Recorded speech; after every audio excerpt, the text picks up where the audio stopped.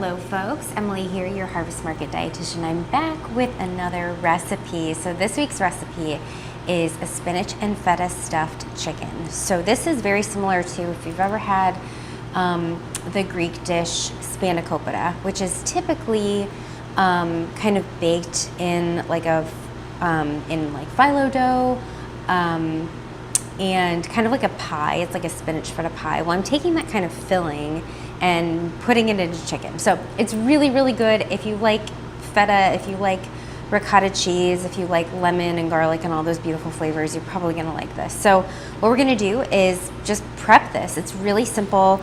So I have my cutting board here. I have a skillet that's preheating over just like a medium low. And we're gonna get the filling ready. So this is, again, really, really simple. All of my kind of creamy ingredients and seasonings are in this cup. So in here we have ricotta cheese, feta cheese, Cavender's Greek seasoning, which is kind of just like an all-purpose seasoning, and then some red wine vinegar. And then in the skillet, what we're gonna do is saute up some onion and garlic, and the spinach will come later. So I'm gonna take out my garlic here. We're just gonna get that sauteing. I really like to saute this. Could you do this raw? Yeah, you could, but it doesn't have really the same flavor as sauteing the onion and garlic in the olive oil and just kind of getting the spinach wilted a little bit. So I'm gonna go ahead and, I don't know why I peeled my garlic. I'm not ready for it quite yet. Autopilot. I'm filming this really early in the morning, by the way. So if I seem a little out of it, that's why. I gotta film these when I can. So I'm gonna go ahead and peel my onion. Again, my skillet is preheating. So once we add in the oil, it'll be nice and hot and ready for us. All right, get my peels out of the way. And we're just gonna do a nice dice. We want this to be small because we're gonna be stuffing the chicken breast. So make sure everything is chopped nice and small. Just do a nice dice on this. Beautiful. Other side. So I have my sheet pan ready to go next to me here. I just lined a big sheet pan with some parchment. I really, really like parchment just because nothing seems to stick. When I do foil, it tends to stick a little bit. So I just have some parchment on a sheet pan. So we're gonna just add in half of the oil. We're gonna reserve the other part of it to brush the tops of our chicken breasts so that they kind of get a nice golden brown in the oven. So we're just gonna do half that. Add in the onion. Great, and just kind of let that go. I'm just gonna toss it around with that olive oil so everything gets nice and coated. And then we'll just kind of let that go. I'm gonna tilt you down just slightly so you can see this. Here we go. Okay. So while that goes, I'm gonna go ahead and prep my potatoes because I have the optional add-on of doing some roasted potatoes with this. So if you are doing the potatoes as well, which I know many of you opted in for potatoes this week, we're gonna go ahead and get those ready. So I just have my Yukon Golds here. You can wash and dry them. Don't peel them. It's not necessary. The skin is really, really thin. It's just a wasted effort there. So I'm just gonna go ahead and cut in half. And then I'm gonna get I wanna get about the same size. And because these potatoes are all different sizes, you might cut them in different amounts. So for like a small one, I might quarter it. For this one, it might be, sliced into 6 pieces rather than 4. So anyway, the idea is just to get about the same size, okay? Don't spend too much time on this, but obviously we want them to be around the same size because we want them to cook the same amount of time. So if you have a bunch of different sizes going on, you'll have some that are raw and some that are overcooked, okay? That guy has a little bruise on it, no big deal, we'll just cut it away. There we go. So I just have a mixing bowl here. And we're gonna toss. Okay, set that aside. We'll toss it with the seasoning here in a minute. And then we're gonna go ahead and mince up that garlic. The filling here really doesn't take long. We just wanna get those onions nice and fragrant and translucent and cook up this garlic a little bit. We're not even gonna actually cook the spinach per se. We're just going to kind of let it wilt in the heat of the pan. Lovely.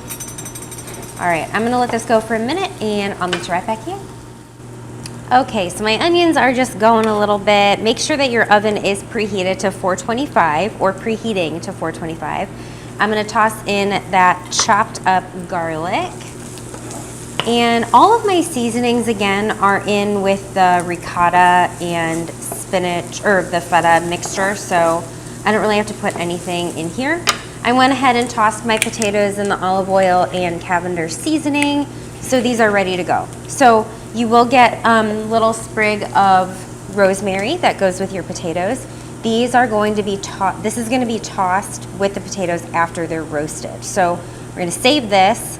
Also too, and I'll remind you later, but we're gonna save this mixing bowl. So once you toss your potatoes onto your sheet pan, which, you know, we can do right now, why not? It's ready. We're gonna actually save that bowl because there is going to be, so I'm just gonna do this. There's gonna be some like residual oil and some seasoning in that bowl. And as soon as we pull these out of the oven and let them rest for a minute, we're gonna toss the potatoes back into that bowl with the olive oil, or with the rosemary. Can you tell I haven't had all of my coffee yet this morning?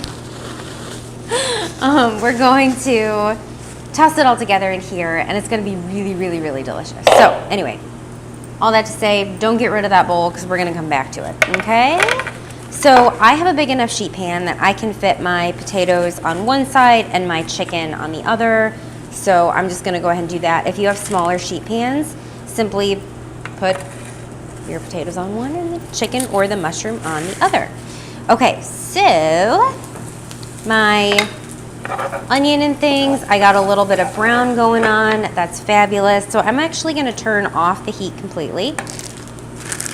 And I'm gonna take out my spinach and parsley. It's all mixed in here. This is regular spinach. And I'm just gonna give it a rough chop. Doesn't have to be perfect. I just want it smaller. It'll wilt once it hits the heat. But again, we're stuffing this, so I just kind of want a nice, everything to be nicely blended in the stuffing mixture rather than just like big hunks of things, you know? All right, you could tear this with your hands, but sometimes it's just easier to use a knife. And we got it out, why not? Again, the spinach is all mixed in here. That's very typical of like the spanakopita filling, is that you have a lot of parsley. I scaled back on the parsley on here, but typically you have a lot of parsley. It just lends to that freshness. Okay, and so this is off heat. So I turned the heat completely off. We're using the heat of the pan to just wilt the spinach. Ta-da! Beautiful. Okay, so next thing we're gonna do, and because I have them, I'm just gonna go ahead and wear gloves. We're gonna go ahead and prep our chicken breast to be stuffed. So I'm doing this a little bit out of order than what is listed probably on the instruction sheet, but it's a rough guide. This is really, really hard to mess up. So as long as you get the filling done, as long as you get your chicken breast prepped, like it's really easy. And I just like to show you that, you know, there's not one right way. There's multiple ways of doing things, and that is totally fine. Okay, so we have our chicken breast here. So what I'm gonna do is just take the thickest part, usually, so you see that a chicken breast, usually like there's a really kind of thick, big part, and then it tapers down. So what I like to do is just kind of go into the thickest part, and we're just gonna kind of butterfly this open, just like this, to have something to stuff, okay? So do it with both. So if you're doing the mushroom option, what you're gonna do is you're just gonna clean up that mushroom a little bit, take out the stem, I don't scoop out the ribs of my portobello mushrooms. You don't have to. We're gonna rub that with some of the residual or leftover olive oil, and then put the stuffing right in the portobello mushroom cap. So easy peasy. Okay, so I'm gonna go ahead and just set these over. I'm gonna cut that one a little bit more. Set these over on our parchment on the other side, kind of open face, if you will. And then we're gonna come back to our filling. Woo, hello. So I have my mixing bowl here. We're gonna dump out that ricotta mix, again, which has the feta, ricotta, Cavender's, and red wine vinegar. I'm just making sure that I'm getting all the seasoning out of the bottom there. Then we're gonna add in that sauteed mixture right in. Beautiful, making sure we get every last little bit. And the ricotta mixture will kind of help to cool down the spinach, and the spinach will work to kind of like warm up the ricotta mixture, so it all works together. Okay, then you have some lemon left in your bag, and we're gonna squeeze all that in. So this is a 2-person. I'm gonna squeeze in juice of half of the lemon. If you don't want all the lemon juice, like say you got a 4, you don't want to use the whole thing, just use half of it, use a quarter of it, I don't care. And then, you know, you can always add after the fact. You can always kind of serve with the reserved lemon wedges. I like a lot of lemon in mine, so this is what your mixture is gonna look like. It's beautiful and creamy and delish. Okay, so then we're just gonna divide up this mixture between the 2 chicken breasts, like so. Again, if you have mushroom, just divide it up between the mushroom caps. And then we're gonna kind of just, it makes a lot of filling. So this, it's kind of messy, but I'm just kind of like folding it over. But these are gonna be stuffed. I'm not lying when I said they're stuffed. Okay, totally forgot to grab my basting brush, but we're just gonna use the leftover olive oil and just kind of put it over the top of the chicken, just to give it a little bit of color, a little bit of flavor. If you want to sprinkle some salt and pepper over the top of your chicken, you certainly can, but this is ready to go in the oven. So we're gonna go 425 for 25 minutes. And in that time,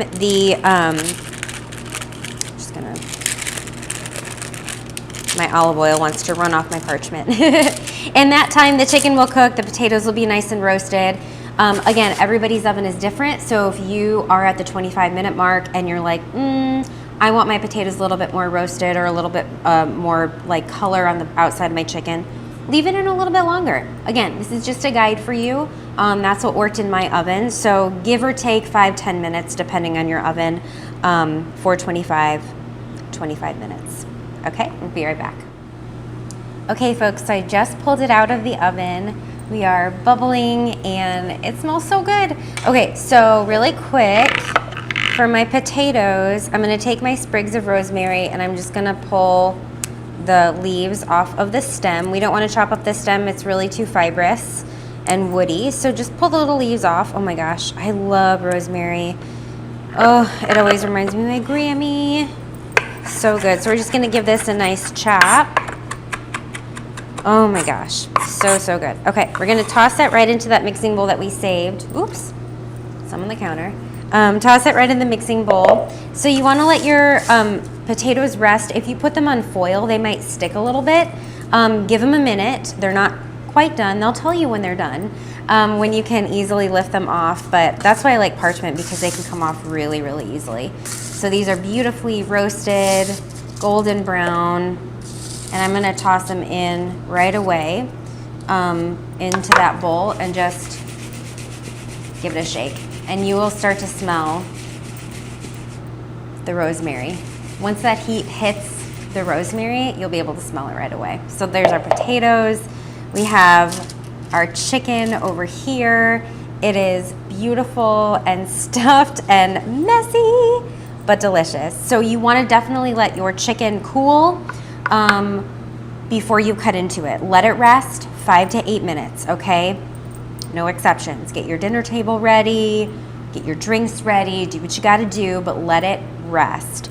If you're doing the mushrooms, I do point out that on the instruction sheet, the potatoes, if you did get the potatoes and the mushroom, they will have separate cook times.